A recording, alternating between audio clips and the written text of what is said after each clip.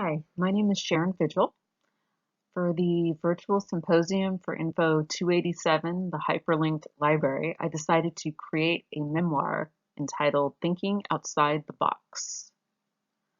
I'm going to be talking about some key takeaways that I got from this class, and I'll also be revisiting some of my assignments and reflection posts.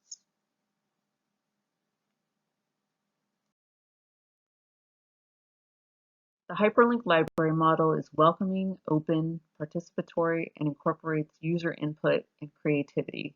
Michael Stevens. I really enjoyed learning about hyperlinked libraries. Professor Stevens described the hyperlinked library as being human, and that is what libraries should strive for. As librarians, we should try to get to know our patrons and learn what their likes and dislikes are. We should listen closely to what they say, good or bad. When I'm working at the reference desk, I always make sure to smile a lot. It not only makes people feel comfortable, but it makes me feel better when I'm not in a good mood. The library should be welcoming and open, and we as librarians have a huge impact on our environment. The heart of librarianship means that libraries are at the heart of the community. Libraries are for everyone and are a hub for connecting with others.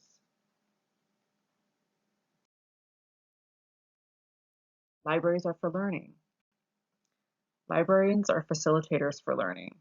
This is a role we should all take seriously, no matter what type of library we work in. In my reflective blog, I mention how there has been a shift from helping people find things to teaching people how to do things. In doing this, we are empowering our patrons to learn life-changing skills that will help them become more confident in finding a job, becoming a better student, building relationships, and finding resources. It is also important to be mindful that learning can be fun. Public libraries typically focus on fun programs for children, but the same can be done for adults. Adult paint night, Zumba classes, and adult story time are just a few examples. The idea of holding an adult story time where patrons can meet and share their stories over coffee or hot cocoa sounds like something I'd like to adopt at my library.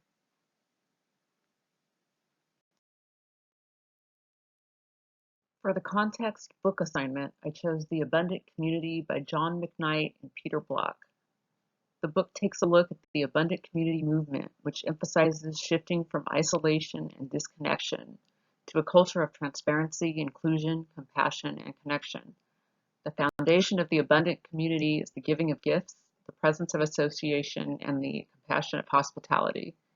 In addition to these properties, there are 6 basic components that make a community competent: kindness, generosity, cooperation, forgiveness, acceptance of fallibility, and mystery. The abundant community parallels the participatory library service model in that they both share the same goal, which is to create an engaging environment that encourages transparency, connection, compassion, and love, a place where everyone is welcomed and valued.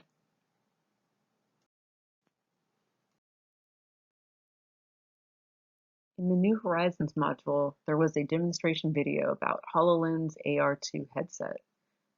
It places you in a virtual world that allows you to work together with other people all over the world as if you're standing right next to them in the same room.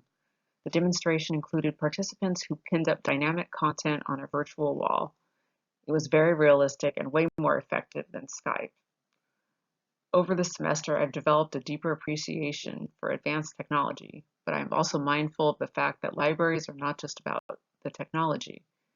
Dr. Stevens spoke about technolust, which is an irrational love for new technology combined with unrealistic expectations for the solutions it brings. I have to admit, I was guilty of this during the semester. I broke down and upgraded my Galaxy S7 phone to a Galaxy S10, and I have no regrets. I discovered so many amazing libraries this semester. One of my favorites is the Kista Library in Stockholm, Sweden. It is located inside of a shopping mall and is divided into 5 different zones, which include digital zone, reading zone, kids zone, learning zone, and lounge zone. I was most impressed by how the library accommodates its diverse community.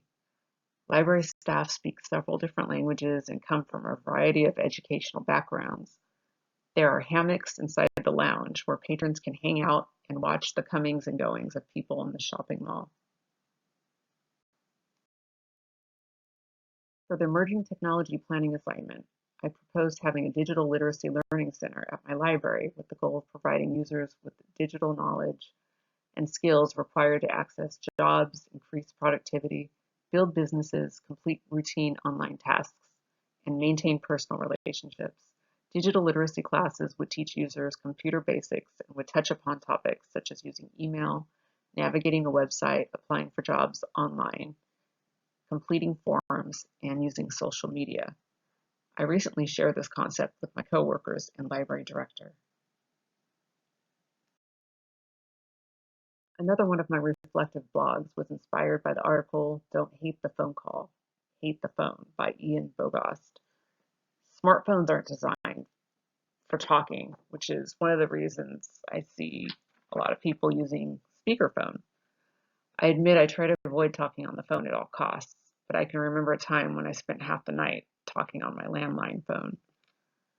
Just because people aren't talking on their phones doesn't mean they aren't connecting. Social media, texting, email, and Skype allow people to stay connected to family and friends all over the world for free. Never before have we had so many ways to connect. This class has encouraged me to be bold and share my ideas.